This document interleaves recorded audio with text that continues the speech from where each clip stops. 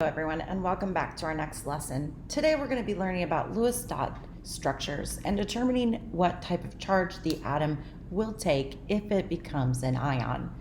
So the first thing we want to talk about is what is the Lewis dot structure.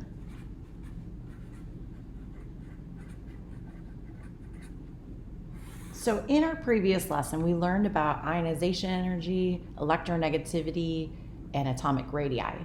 And the first two items, which is ionization, helps us determine if an element will become a cation. And then the electronegativity really helps us determine if an element is going to become an ion.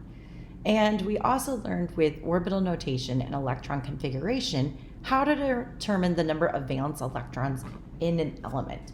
So in order to do the Lewis dot structure, the first thing that we need to do is determine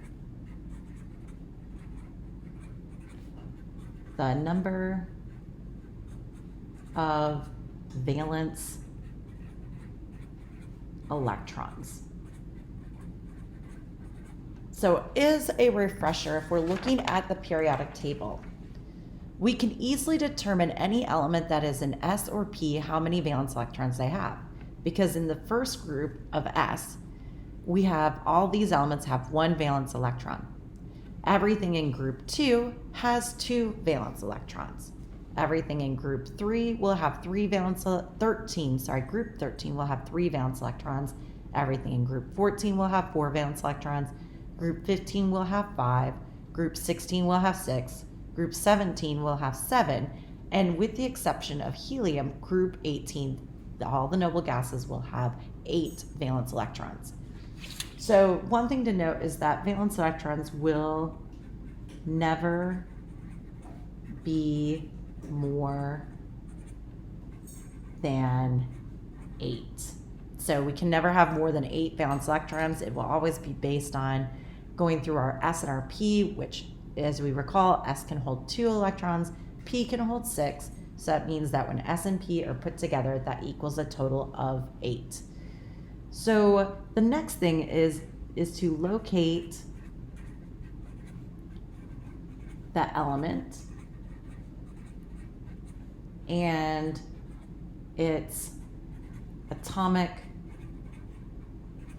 symbol. So let me give an example of my favorite element, oxygen.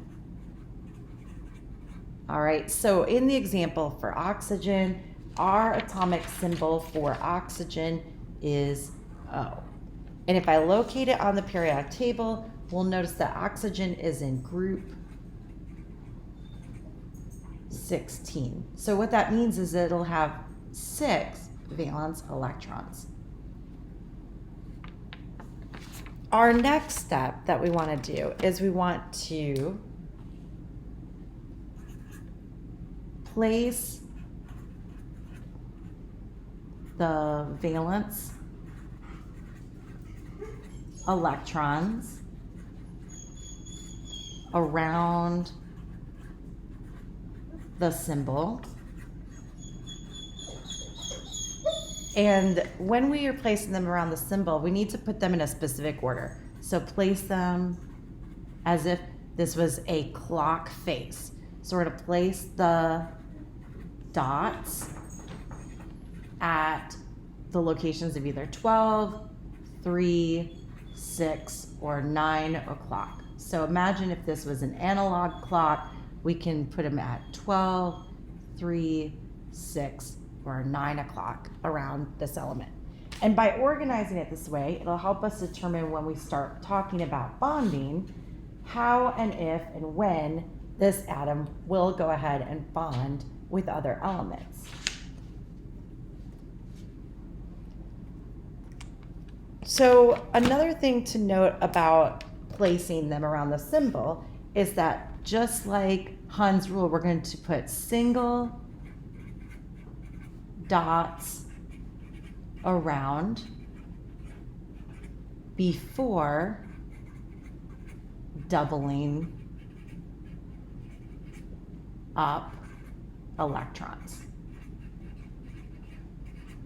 So if I go ahead and I draw my symbol again down below, So I've got oxygen, and we know that the valence electron count is 6.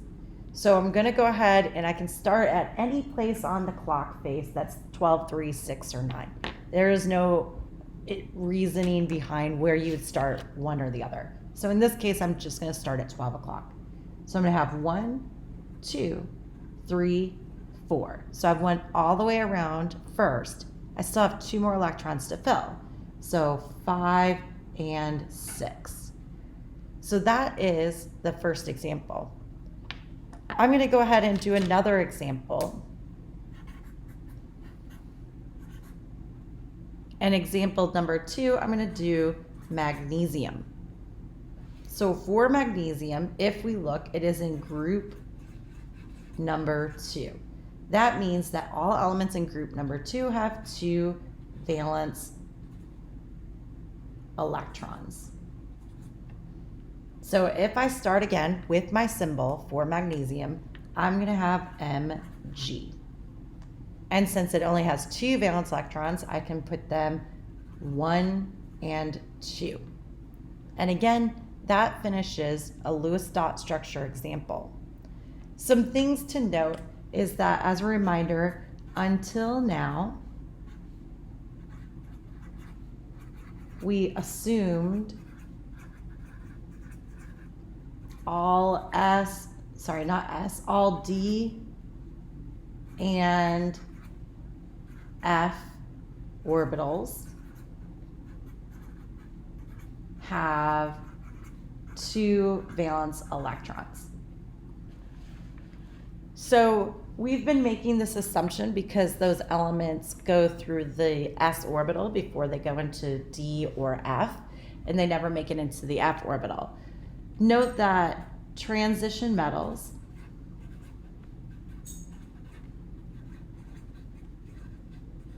So again, as a reminder, transition metals are any elements that are in this D block. Anything that is below this area that is known as our metalloids, and everything in our F are all considered transition metals. The middle part here is known as the inner transition metals, and normally what you consider a transition metal. This area here is known as the outer transition metals, and then these rare earth metals are just a specialized form of transition metals. So when we talk about transition metals,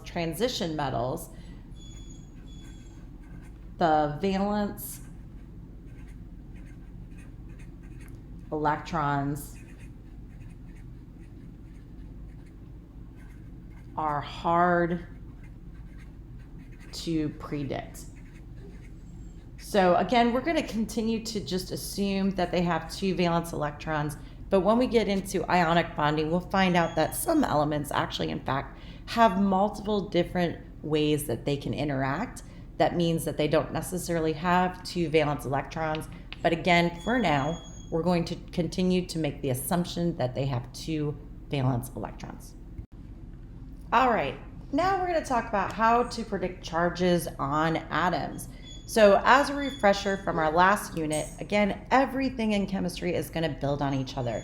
So it's important, if you didn't understand these concepts before, that you're taking the time to go back and really refresh on what they are.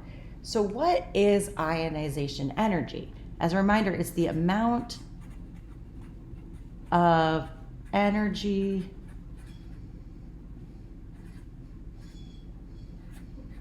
to remove an electron. And electronegativity really is doing the opposite. It is the ability to attract electrons. And it can also be how well does it hold on to those electrons. But for our example with ions, this is really going to be more important when we're talking about ionization energy and electronegativity.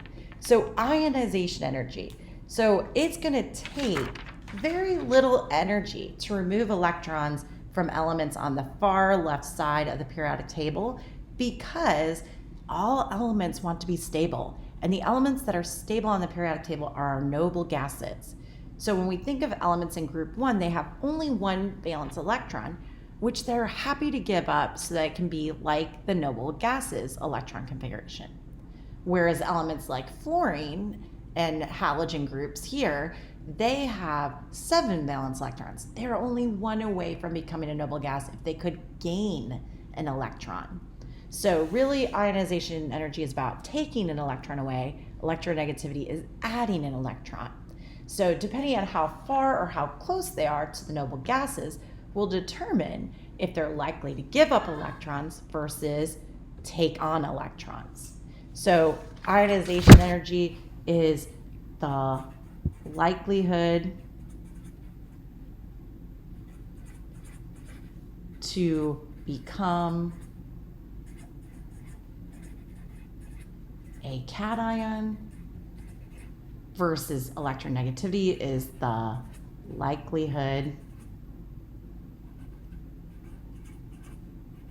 to become an anion. So as a reminder, anions are negative ions and cations are positive ions. So this will become important as we start determining the types of charges.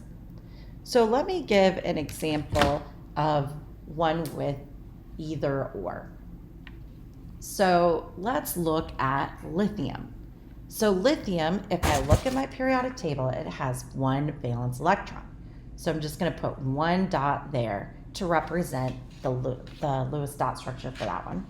And then let's look over here and let's pick chlorine. So chlorine, over here it has, down here it has group 17, so it has 7 valence electrons. 1, 2, 3, 4, 5, 6, and 7.